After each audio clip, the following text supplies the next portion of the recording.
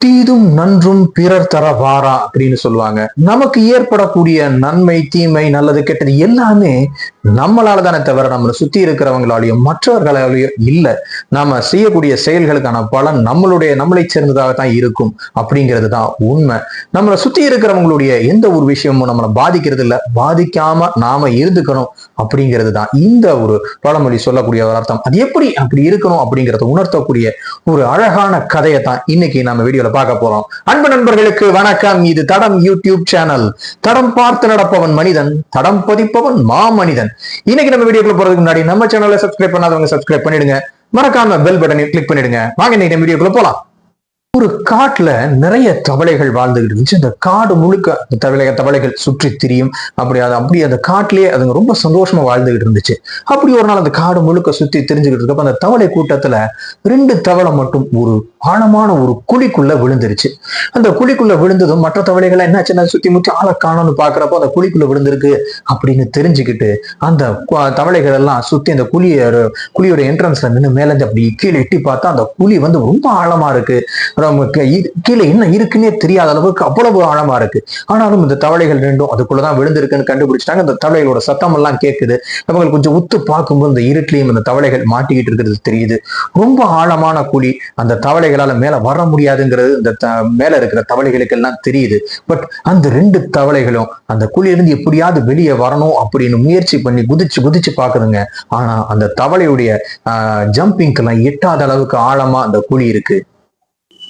இந்த 2 மேல சுத்தி நின்று வேடிக்கை பார்த்திருந்த தவளைகள்லாம் கீழே இருக்கிற அந்த தவளைகள் குதிச்சு மேல வர பார்க்கும்போது இந்த மேல இருக்கிற தவளைகள் அதை பார்த்துட்டு கீழே இருக்கிற அந்த தவளைகள்ட்ட குழியில மாட்டிக்கிட்ட தவளைகள்ட்ட சொல்லுது, நீங்க 2 பேரும் வந்து வேஸ்டா முயற்சி பண்ணாதீங்க, இந்த குழி வந்து ரொம்ப ஆழமானது, நீங்க ஜம்ப் பண்ணில அதுல இருந்து வெளியே வர முடியாது, அதனால வேஸ்ட்டை நீங்க ஜம்ப் பண்ணி உங்க எனர்ஜியை வேஸ்ட் பண்ணாதீங்க, உங்களோட விதி இதுதான் ஏத்துக்கிட்டு பேசாம ரிலாக்ஸ் ஆகி இருங்க அப்படின்னு சொல்லிட்டு இருந்துச்சுங்க.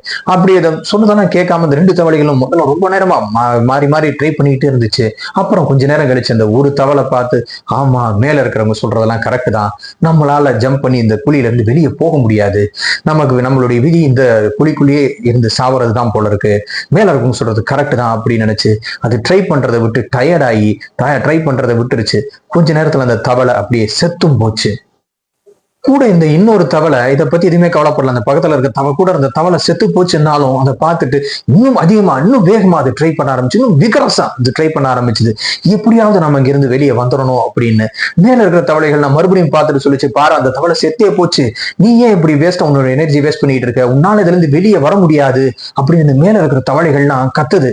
ஆனா அந்த தவளை வந்து அதெல்லாம் எதுலையுமே அதை பத்தி என்ன சொன்னாலும் கேட்காம இந்த தவளை வந்து அப்படியே குதிச்சுக்கிட்டே இருந்துச்சு. ரொம்ப நேரம் அதை விடாம ட்ரை பண்ணிட்டு இருந்துச்சு. டயர்ட் ஆனாலும் விடக்கூடாது அப்படிங்கிற ஒரு வெறியோட ட்ரை பண்ணி ஜம்ப் பண்ணி எப்படியோ அந்த குழியில இருந்து வெளியே வந்துருச்சு அந்த தவளை. இந்த தவளை குழியில இருந்து வெளியே வந்ததும் சுத்தி இருக்கிற தவளைகள்லாம் அந்த ஆச்சரியமா பார்த்துச்சு.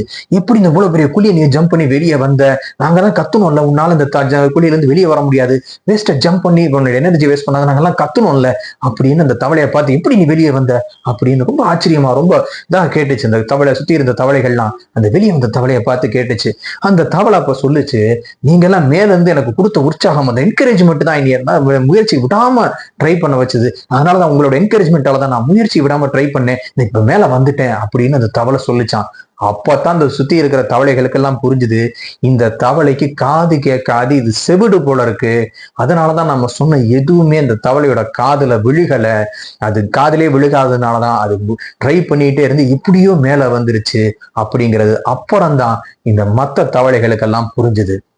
இந்த தவளை மாதிரி தாங்க நம்மளை சுத்தியும் நிறைய பேர் இருப்பாங்க, நெகட்டிவிட்டியை ஸ்ப்ரெட் பண்றதுக்கு. நம்மளால முடியாது, ரிஸ்க் எடுக்காத, எதுக்கு உனக்கு இந்த வேண்டாத வேலை, நீ ஏன் இப்படி எல்லாம் செய்யற, இப்படி நம்மளை சுத்தி நிறைய பேர் நெகட்டிவா சொல்லிக்கிட்டே தான் இருப்பாங்க. ஆனா நாம வந்து அது எதையுமே காதல வாங்கிக்காம இந்த செவிட்டு தவளை மாதிரி இருந்துகிட்டு நம்மளுடைய திறமையில முயற்சியை மட்டும் போட்டுக்கிட்டே இருந்தோம் அப்படின்னா கண்டிப்பா நாம வந்து என்னைக்காவது ஒரு நாள் சக்சஸ்ஃபுல்லா வருவோம். நமக்கான வெற்றி நமக்கு எப்படியாவது கிடைச்சே தீரும் அப்படிங்கிறத உணர்த்தக்கூடியதுதான் இந்த கதை. நம்மளை சுத்தி இருக்கக்கூடிய விமர்சனங்களுக்கும் நெகட்டிவிட்டிக்கும் நாம செவிடா இருந்துட்டோம்னா நம்மளுடைய எஃபர்ட்ஸ் ஃபுல்ஃபில்லா இருக்கும். கண்டிப்பா அந்த வெற்றி நம்மளை தேடி வரும் அப்படிங்கிறது தான் இந்த கதை நமக்கு சொல்லக்கூடிய ஒரு பாடம். இந்த பதிவு உங்களுக்கு பிடிச்சிருக்குன்னு நினைக்கிறேன். இந்த பதிவை பற்றி உங்களுடைய கருத்துக்களை கமெண்ட் பண்ணுங்க. இந்த வீடியோ உங்களுக்கு பிடிச்சிருந்தா லைக் பண்ணுங்க, ஷேர் பண்ணுங்க. மறக்காம நம்ம சேனலை சப்ஸ்கிரைப் பண்ணிடுங்க. மீண்டும் இது போன்ற சுவையான ஒரு பதிவுல உங்களை சந்திக்கிறேன். அதுவரை உங்களிடமிருந்து விடைபெறுகிறேன். நன்றி, வணக்கம். தடம் பதிப்போம்.